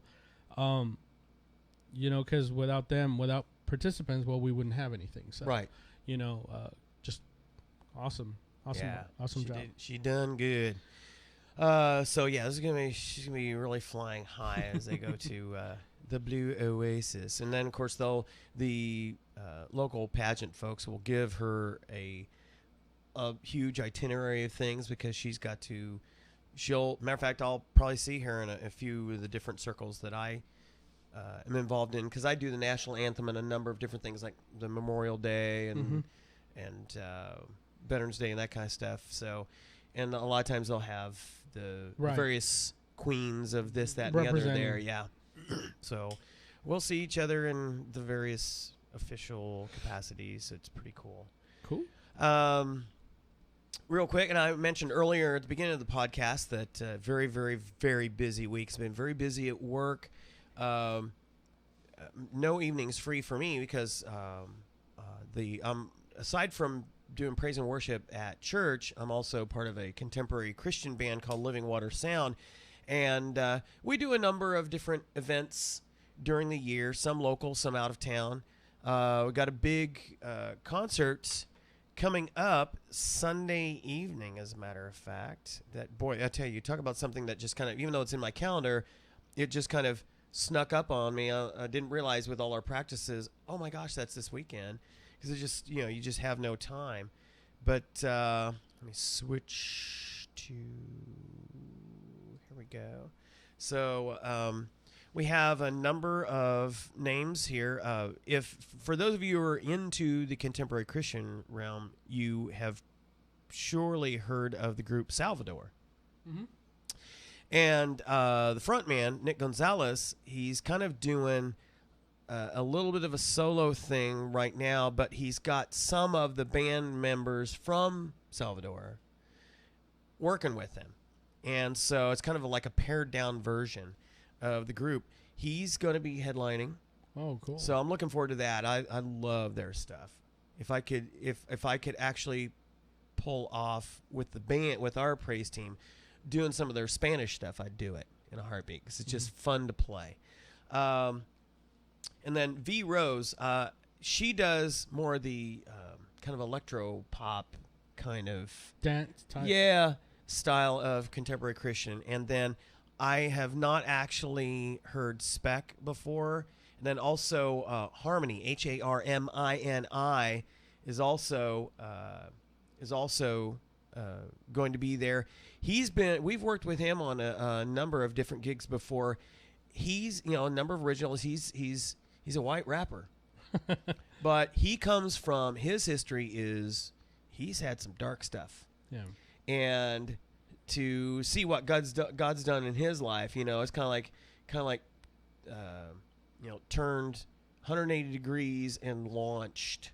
Wow. And I'm not big into rap of any genre, it wouldn't matter whether it was Christian or not, but his stuff actually is pretty cool. I was pleasantly surprised. I didn't find myself going, appreciate what you're doing, but I can't stand to listen to him. No, I actually enjoyed listening to him. Cool. So looking forward to working with him again. And then, of course, Living Water Sound. He's here, a little picture down there at the bottom. Of course, we don't have that drummer anymore.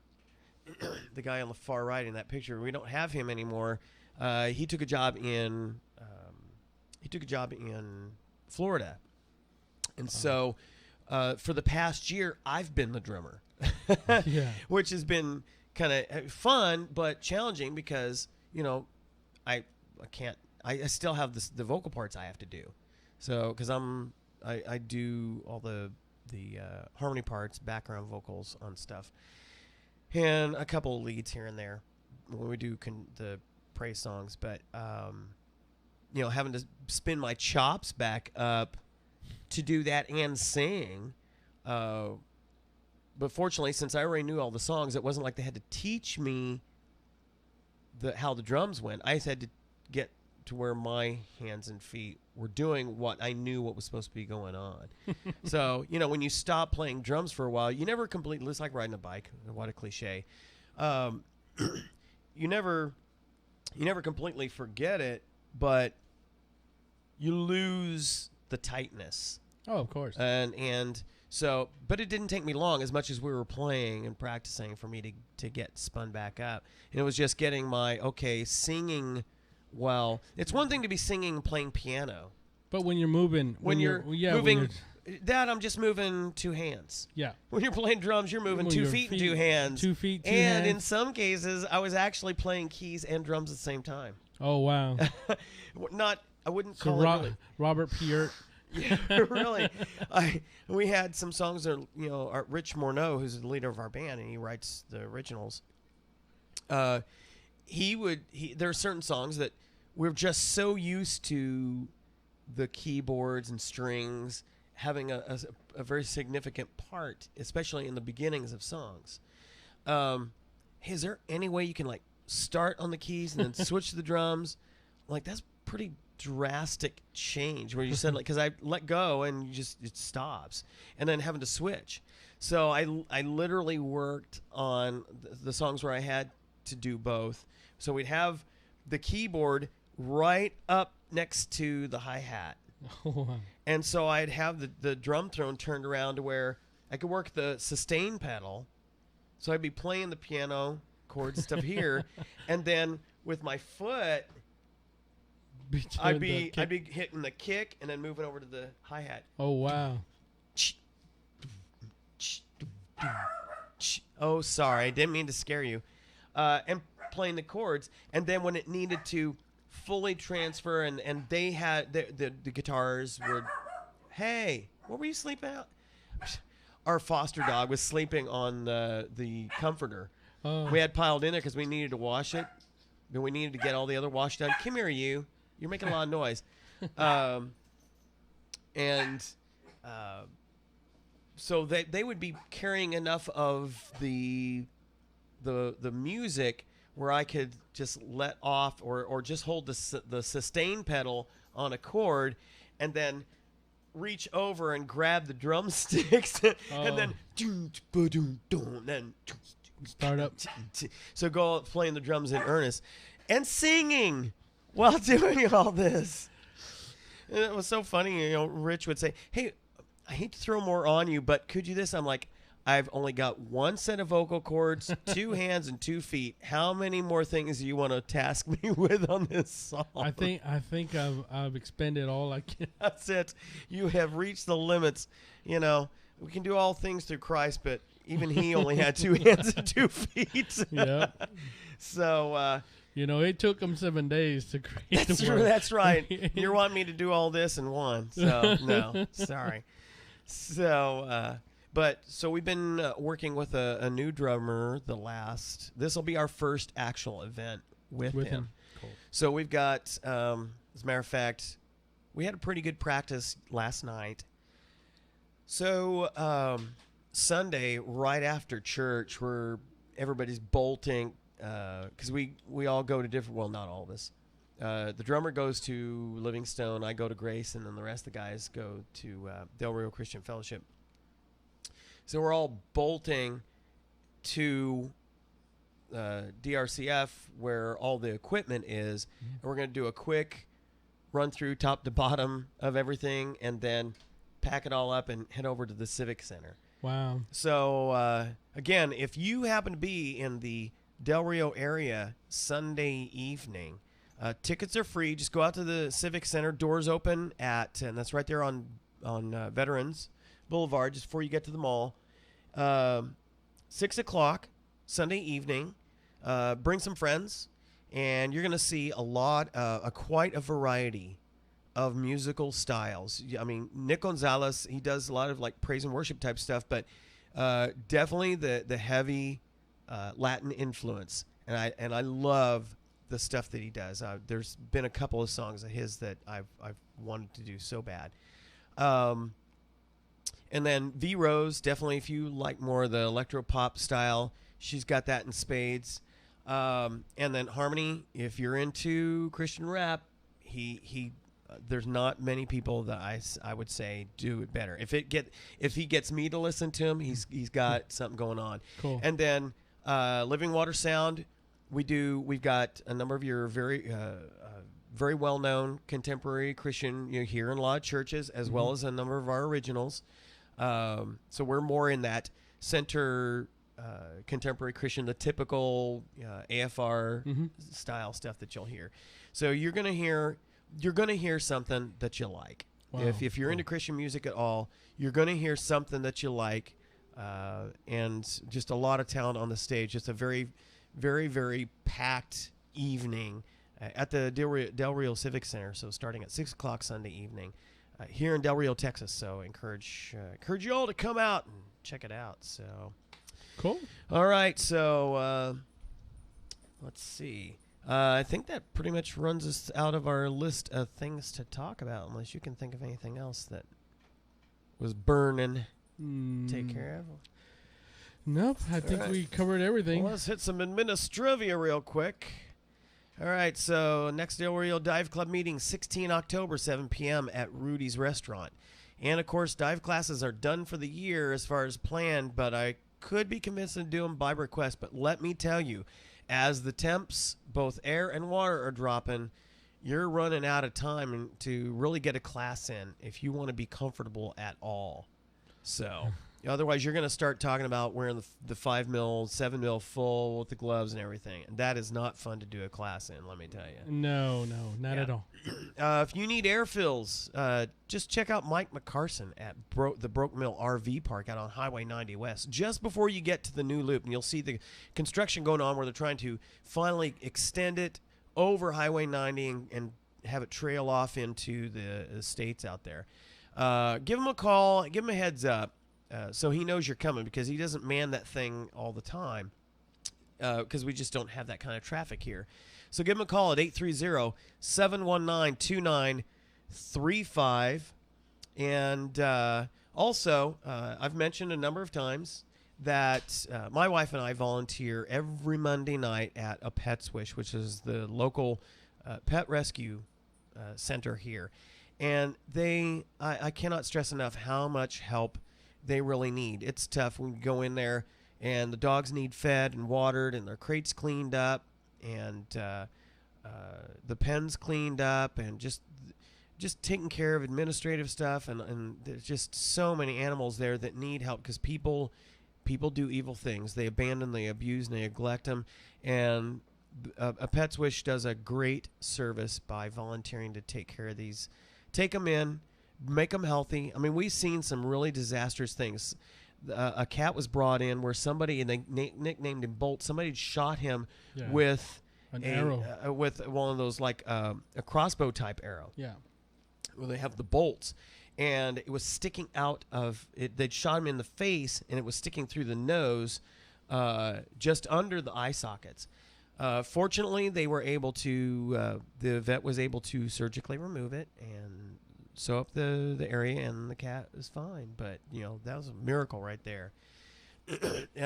Dogs brought in with broken legs, broken spleen, or broken hips, and just really, really horrible things done to these animals. But they cannot do it alone. There's only 2 people that actually run the place, and they rely totally on volunteers to go out and help. So if you know somebody who can donate money, supplies, definitely the time. That, you know what, they actually need more people to help than they need the money. They definitely need the money, because the vet bills alone are just astronomical, and they use every vet that they can.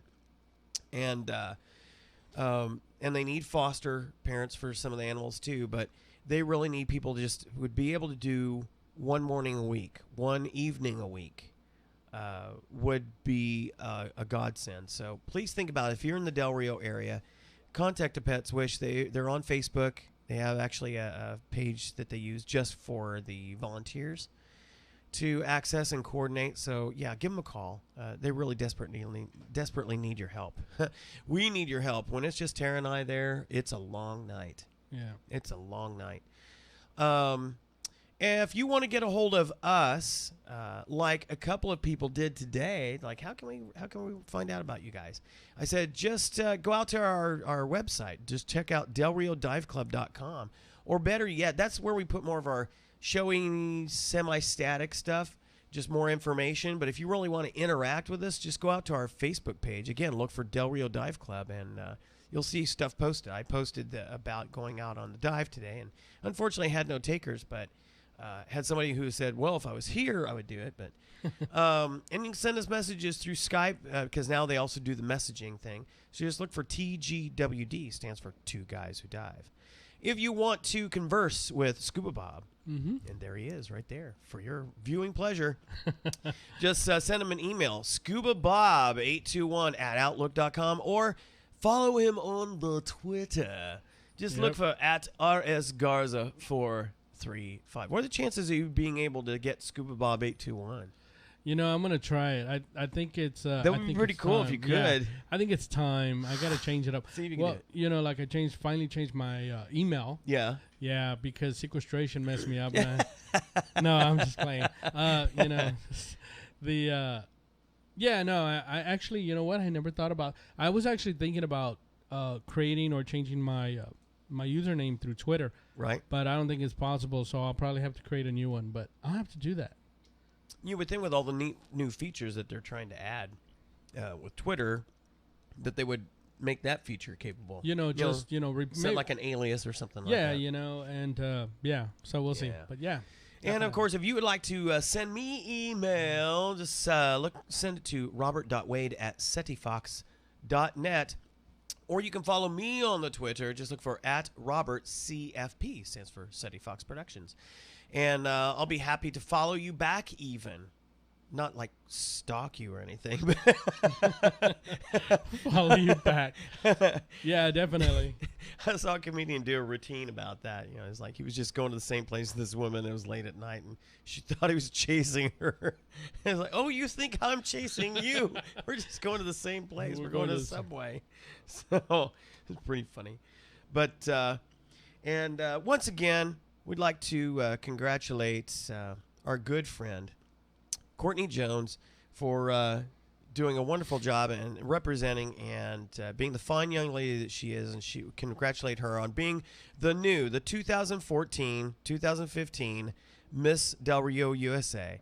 And there she is pictured with her first runner-up. And what was her name again? That was Ivana?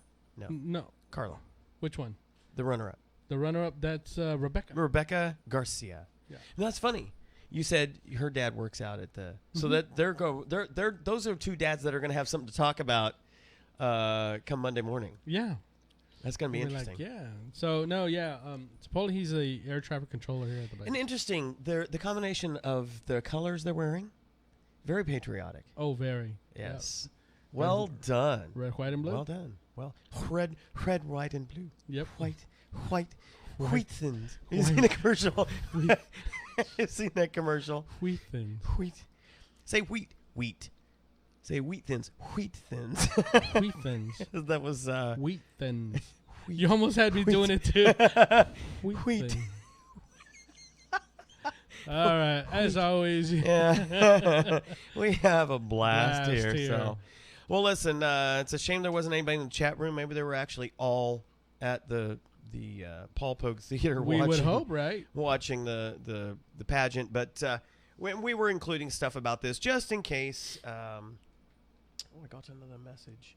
Just in case anybody could not make it and wanted to kind of follow what was going on. Wow. Okay, so Tara's announcing that she swept most of the awards: photogenic, bathing suit, evening gown. Well, good job. Doesn't surprise me, but cool. That's awesome. I think there's like scholarships that come with this too. Mm-hmm. So that's going to help because she's, still doing the college thing. Yeah.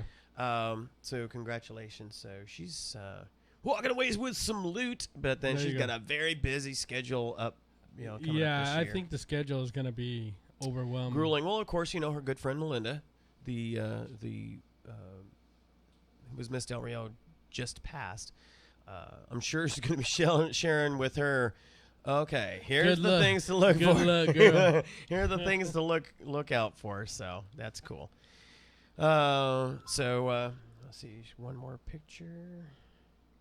Oh, Miss Teen USA. Let's throw that up there. Dun, dun, dun.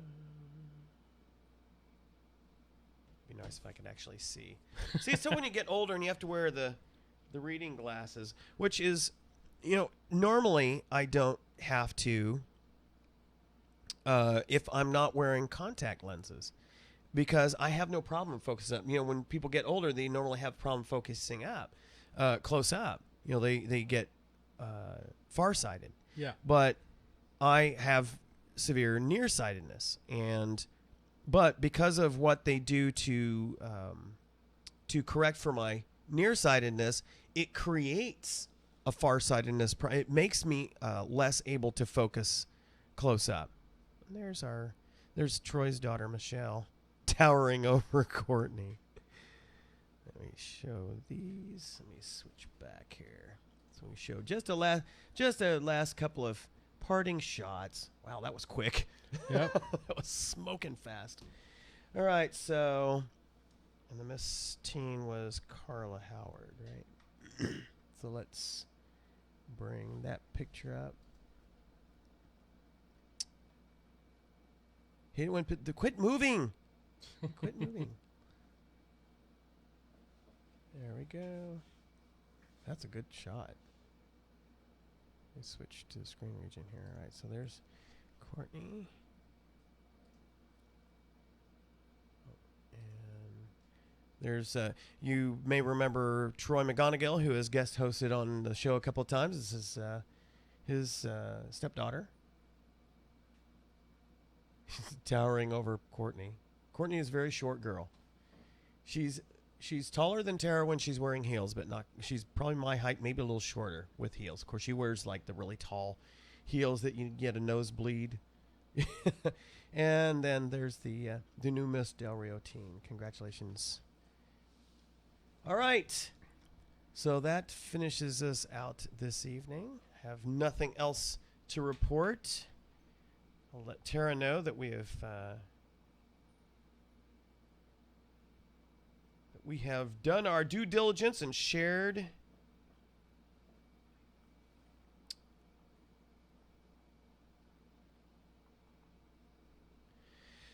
and let's see, next weekend I'm thinking, let's see, what is that date? There's something going on. Oh yes, how can I forget? See, that is the 11th, right?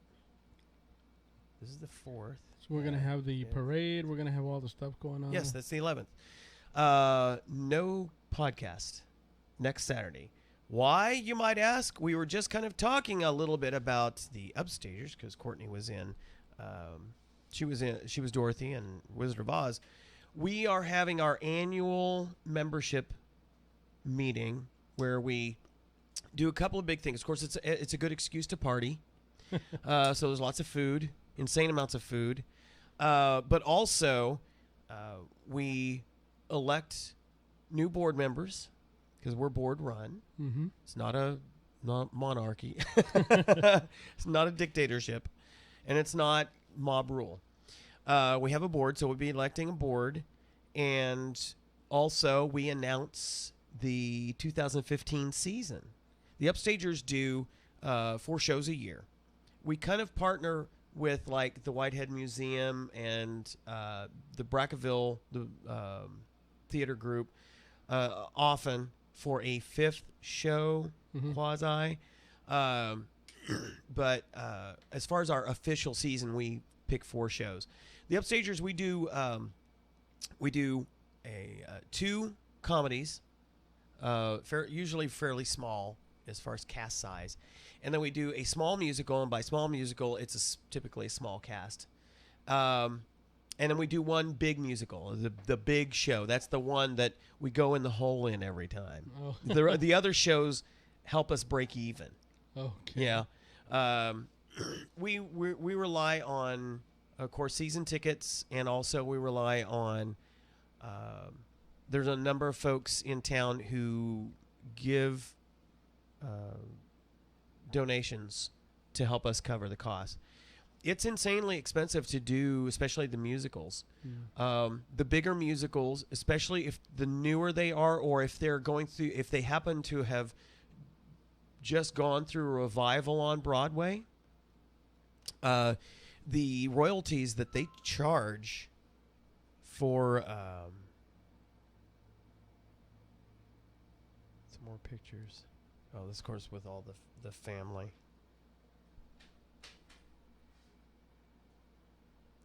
I was thinking that there would be one with her mom. Surprised.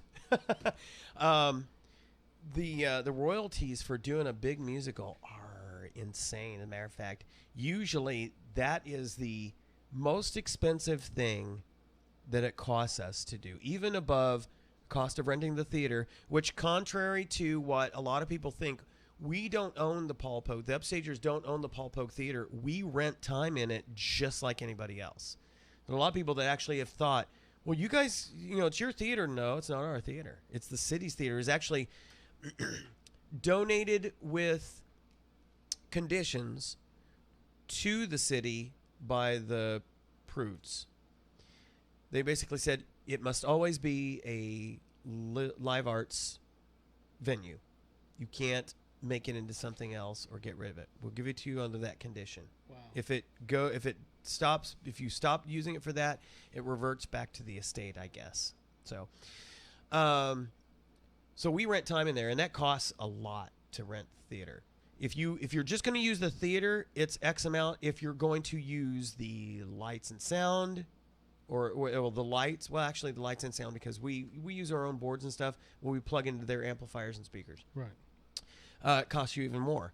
But the royalties are, like, we're talking thousands of dollars to do a show. And even more than what we spend a lot of times on costumes. Now, we have a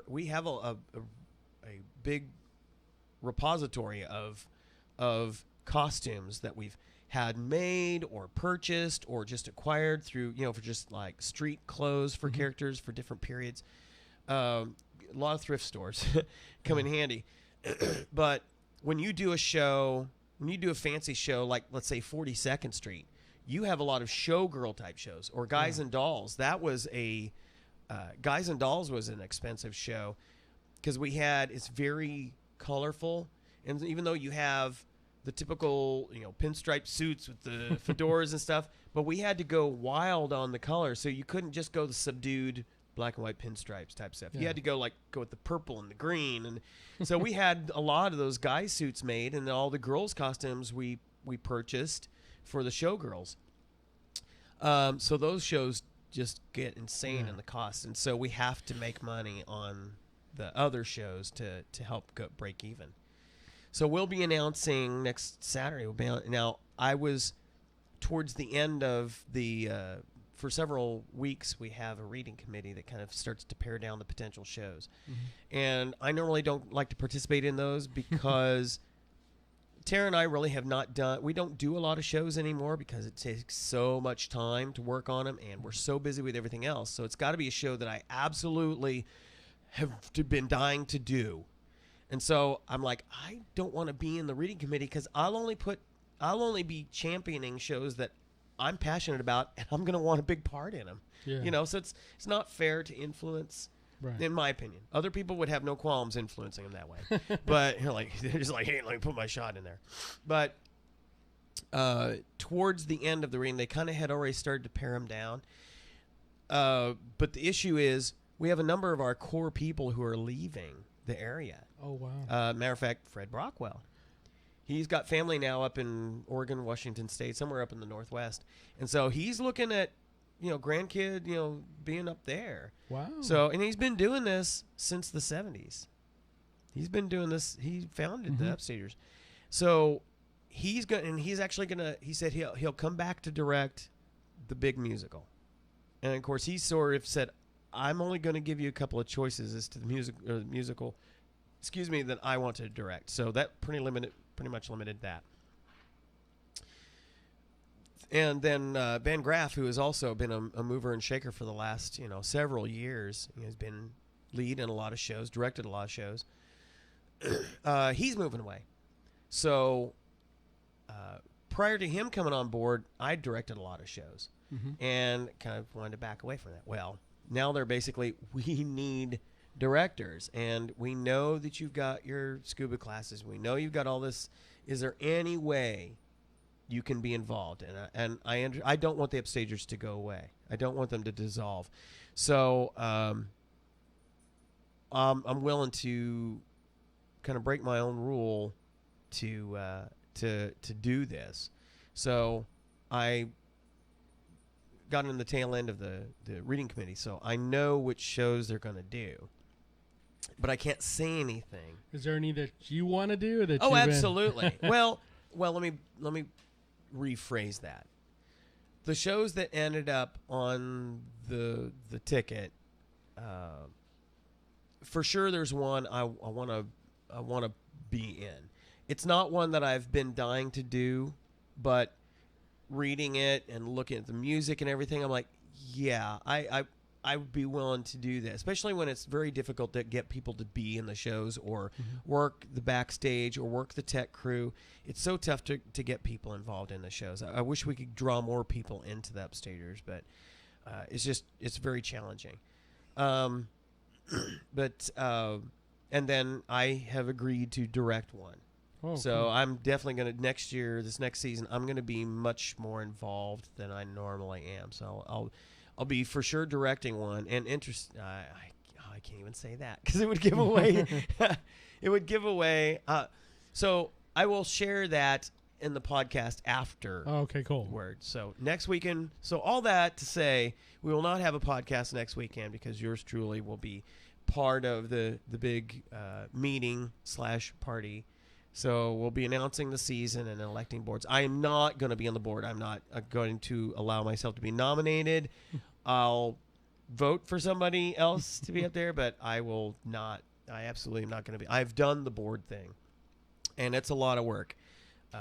And if I'm going to put it out there this way, don't even think about nominating me, because if you want me to direct a show and if you want me to be in a show, I ain't doing no board. It's that simple. All right. It's that simple. So, all right. So, again, one last time, congratulations, Courtney Jones, on an awesome job. Thank you for representing, and you're going to make an awesome Miss Del Rio. I'll see you next Friday. Well, actually, I'll see you tomorrow morning at church, but I'll definitely see you Friday at the Abrazo. Abrazo at the center of the Amistad Dam right here in Del Rio, Texas. All right, so that's all we got. And so we'll see you in 2 weeks. Everything else going well, I hope. Yep. We'll see you in 2 weeks for another exciting episode of Two Guys Who Dive. See ya.